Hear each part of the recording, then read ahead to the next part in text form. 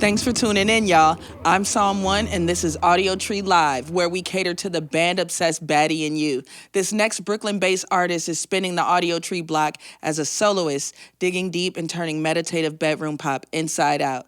Ladies, and gentlemen, please welcome Olivia O.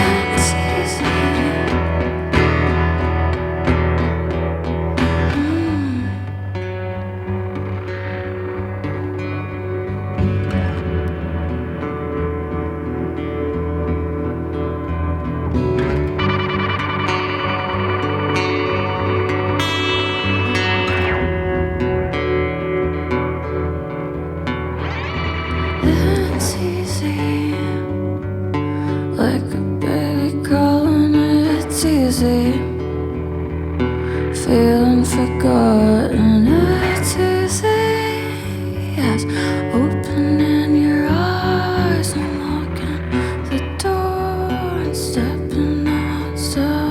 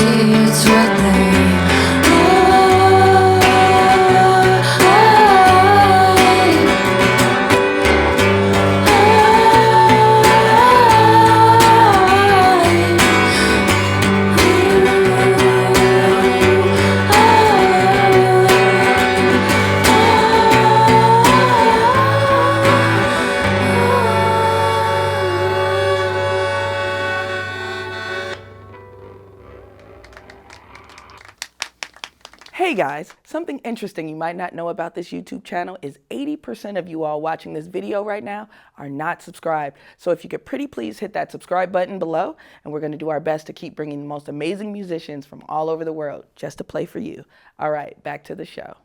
We're here with Olivia O of Lowertown, Child Star, Insomniac. Am I missing any projects you're a part of? That's all that there is right now. Right now, right. At this moment. We're super excited you're here, so thanks for being here. Thanks for having me. Yeah, of course. Unfortunately, you're here to experience the absolute coldest days in the past several years we've had here in Chicago. But I hope the venue show you played made up for it. It did. Yeah? It was one of my favorite Olivia O shows I've ever played. Really? Yes. Okay. Can you tell me more about why it kind of hit those markers for you? I don't play... I think I've only played headline Olivia O in New York and Atlanta, where I'm from originally. So this was my first, like, out of hometown. Gotcha. And the turnout was really good, especially despite how cold it was yesterday. Yeah. You told me it was like as cold as like Antarctica or something. It was. It felt like it. I didn't have a car, so I was walking around and yeah, there was like icicles inside of my nose the whole day. But yeah, the energy there, like as you can see, it's a lot of silence in my set and it's very contemplative, and everyone there was just so open to the experience and was really, I felt like we were all on the same level, and like I talked to people afterwards, and it felt like what I'm going for with this project, it was accomplished because people were very moved and like felt the emotions that I was trying to convey. And I've started meditating before I go on, and I try to sort of convey a sense of peace. I feel like that's something that is needed. Sure. And there's like multiple people that told me they had this sense of peace that they felt sort of over them as the set was happening, which was, it's just nice to hear that your art is accomplishing the goal that you set out to do. So it just felt very, very spiritually fulfilling doing that show. And it was also nice to have a long time to sort of get into the set and sort of build things around it and have sort of like highs and lows compared to most of my sets that are around 45 minutes. So I had like an hour to like sort of just do whatever I wanted up there. Yeah. So it just felt very creative and expressive and exactly what I wanted it to be. I love that. Congratulations on achieving that, because that's something that we all kind of want to do. We want to be able to like think of it, execute it, and have it kind of gotten, people get it. So yeah, that's awesome. So in previous interviews, you talk about the industry and how you're navigating the not so cute parts of it. Your last song, One Hit Wonder, captures this theme beautifully. But how much pressure do you feel to make jams or make stuff that is going to go over well? Because, we as artists know what we do great, and we know what could possibly go over great, but a lot of us want to expand that, and I get that from you too. Honestly, I've been really enjoying the art of a good hook recently. And that's something I never thought I would be like really into. But especially after playing live for so many years, it is really fun to play the really catchy songs that everyone is singing along to. It's a whole communal experience. So I feel like naturally I do have a pop sensibility with certain things that I just in taste really like. But the thing is, with the industry and just anyone I'm working with, like in a professional sense, I'm such a brat where the second someone tells me to do something, I don't want to do it. So I think I've found a nice balance where I work with people that can help me elevate what I'm doing and do all the stuff that I'm not good at.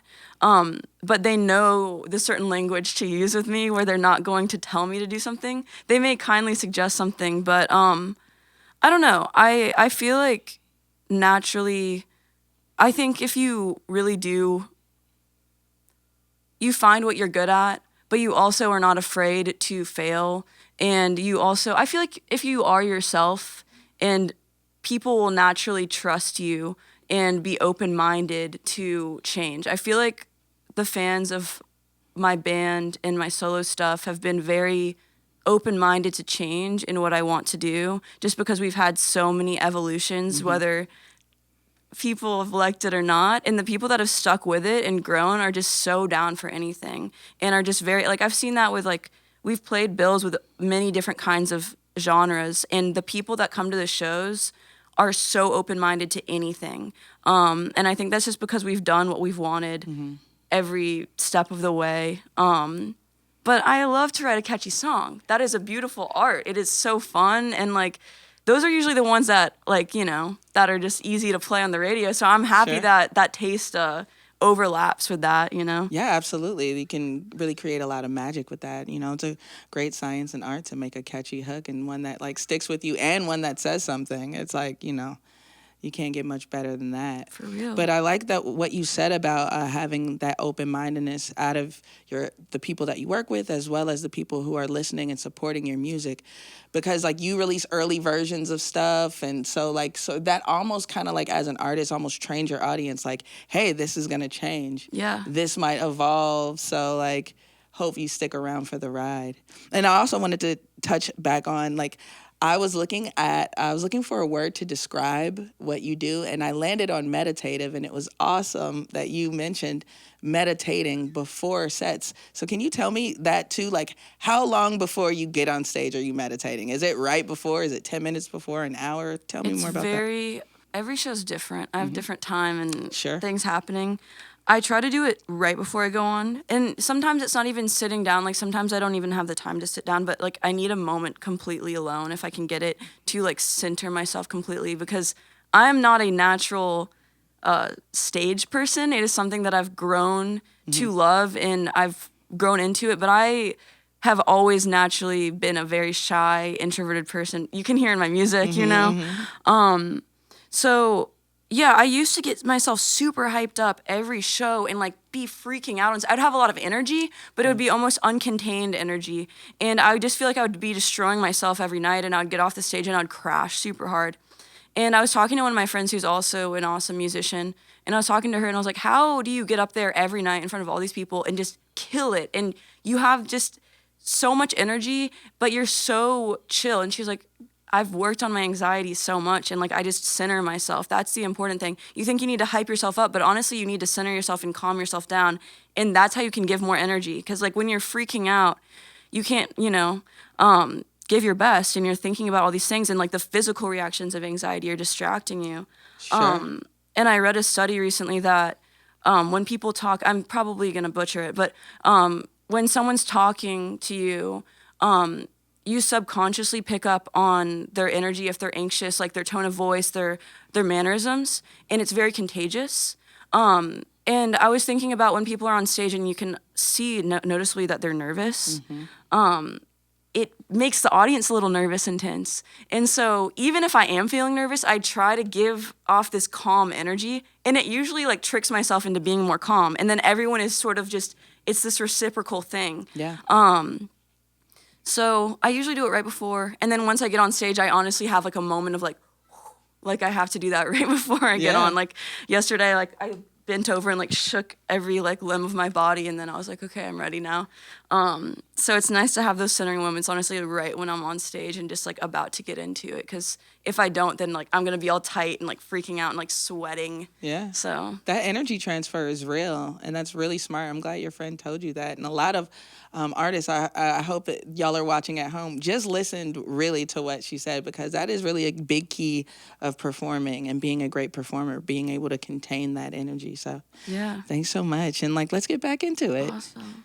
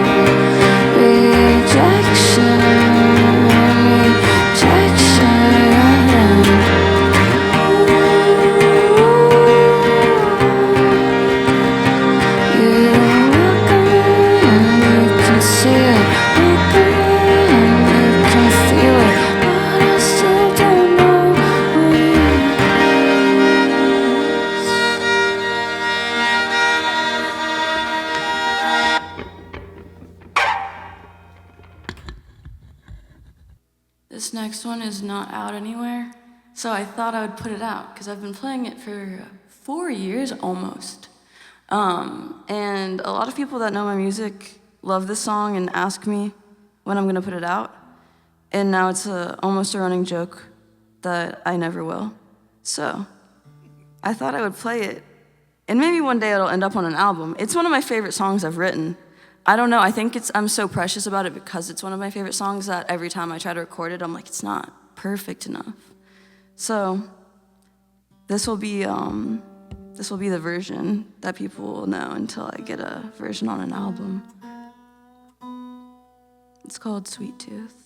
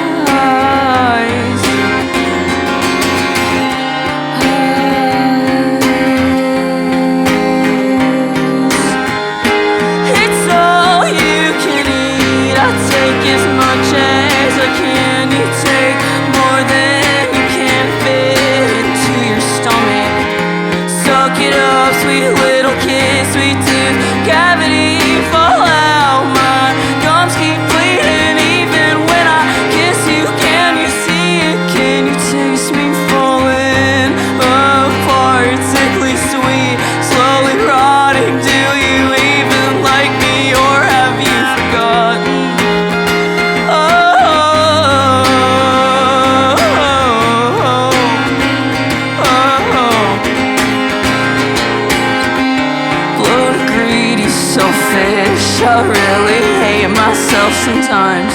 Never have enough. Never sit still, never just shut up. Am I the tree in the woods? When I fall, do I still make a sound when no one to round?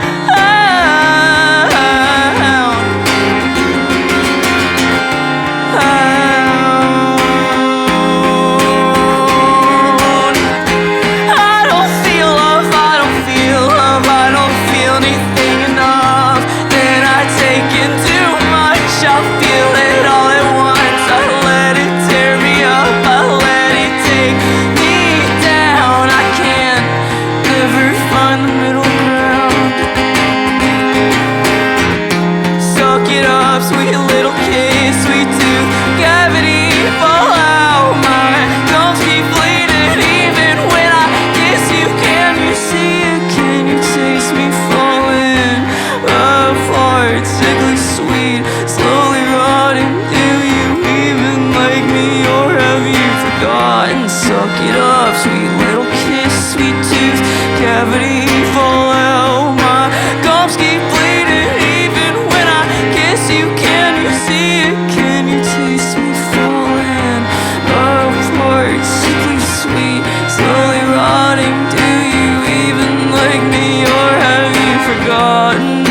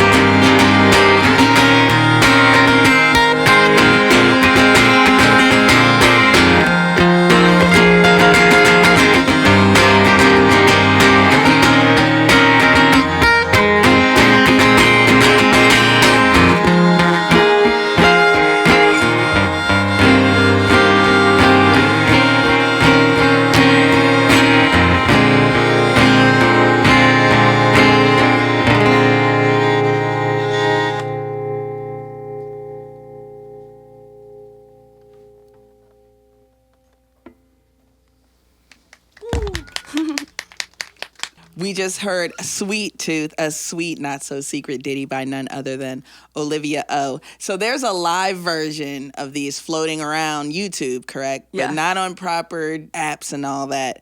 So what makes this song perfect enough to include on a project? Who do we have to call? What number is it so we can start signing the petition? John Bryan, if you're listening to me. You're one of my favorite producers of all time.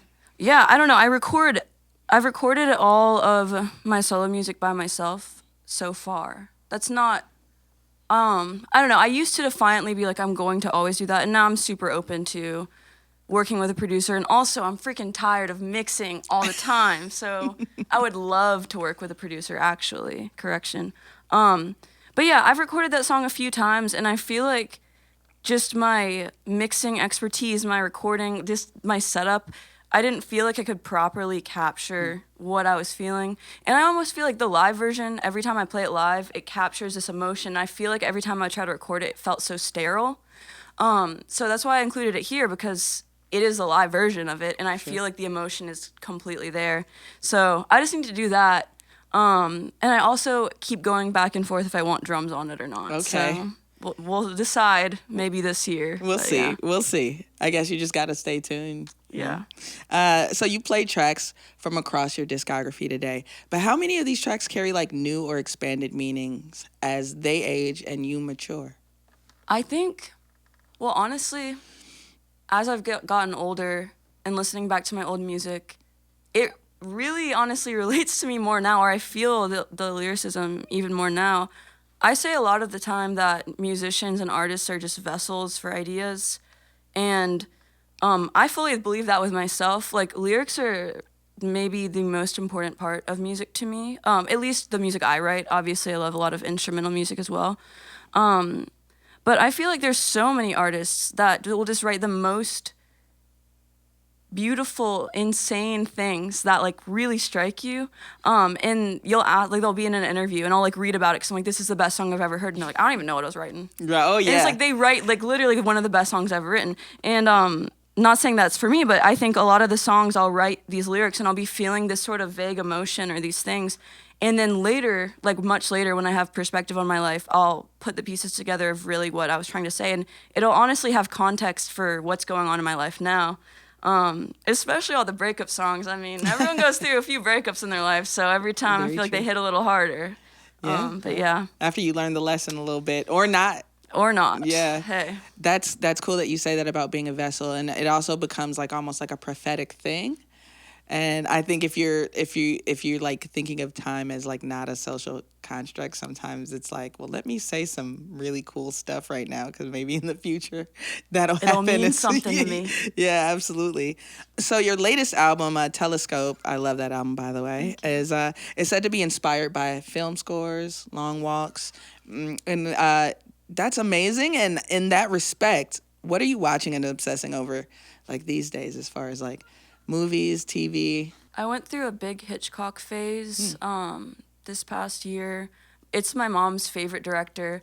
And when I was younger, I was always really intimidated because I was like, oh, those movies are old or something. And I was just talking to the band that I played with yesterday, and I was like, actually, his movies are genuinely timeless, most of them. Like, the characters, just everything about them, the humor, it is so, they hold up. Yeah. So, I've been really on a Hitchcock wave, and I've been rating all of them, like where my favorite. I think The Birds is my favorite. I was going to say The Birds is like, you can't beat it. It's so good. And it gets bitten all the time. I know. I think it's a certain kind of person, because some people get too freaked out by it. But I love it. And I love the main character. She's awesome. We're the same kind of person. We both love that movie for sure. Let's talk other projects for a second. How often are you writing material for like Lower Town or Child Star or any other non-solo project? And you're like, nah, that's better suited for me. Like, I'm keeping that for myself. Like, how do you cross-contaminate while writing, or do you? There's certain projects that I go into with, like, a certain headspace, and I'm like, this is the creative vision, and, like, there's a certain kind of thing that I'm going to write. Like, when I do Child Star, me and my bandmate Sean, we have very specific influences and an idea in mind, and it's almost like we can only come together and do it, like, when we're together.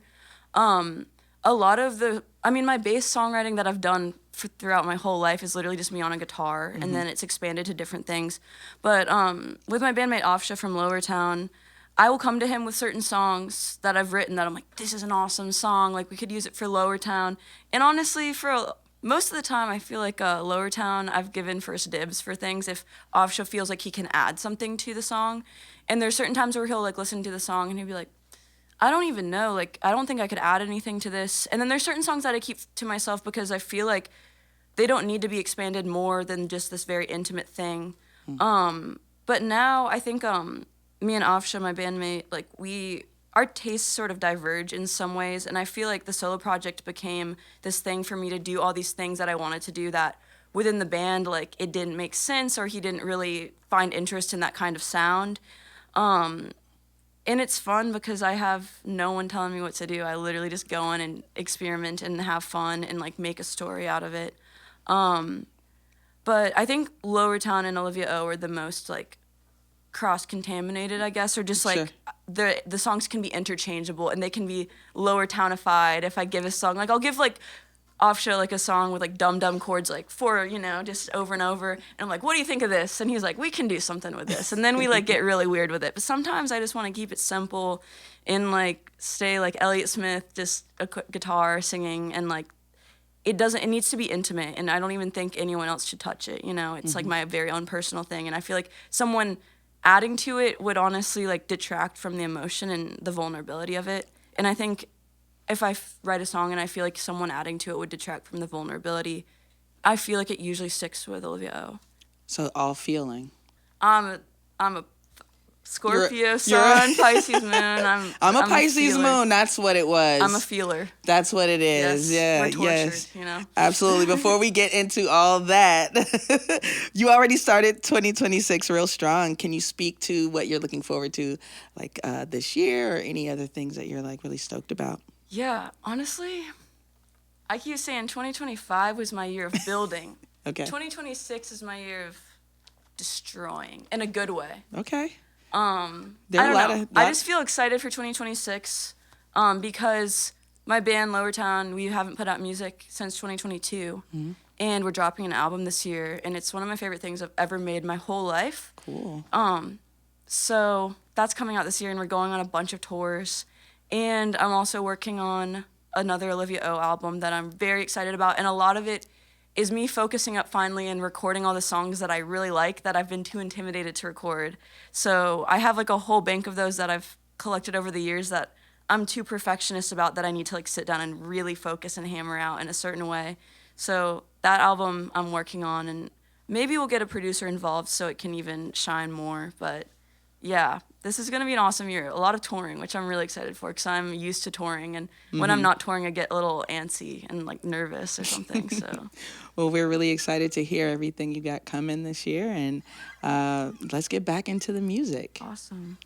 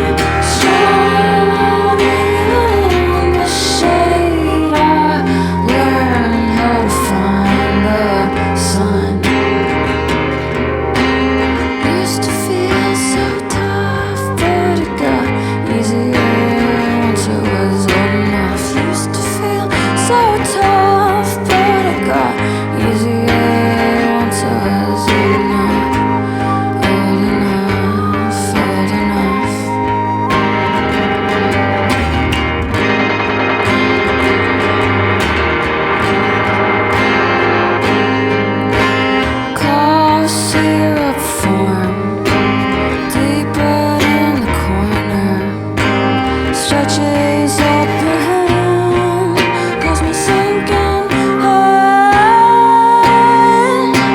steady mind, throbbing heart is quick twisting in my chest. Didn't feel good chips from the casino makes me Hickory red. Girl sideways night, leaning stronger than the shade. I learned how to find the sun. Used to feel so tough, but it got easier until it was enough. Used to feel so tough, but it got easier until it was enough.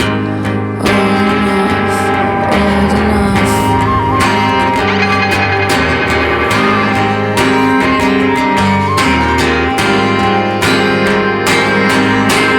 Gone so calm, swearing it's rugged cloak and night follows and it's navy overcoat.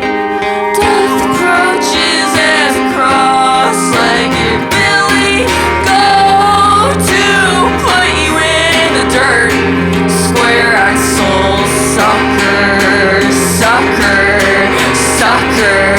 Square-eyed soul sucker, sucker, sucker. Square-eyed soul sucker.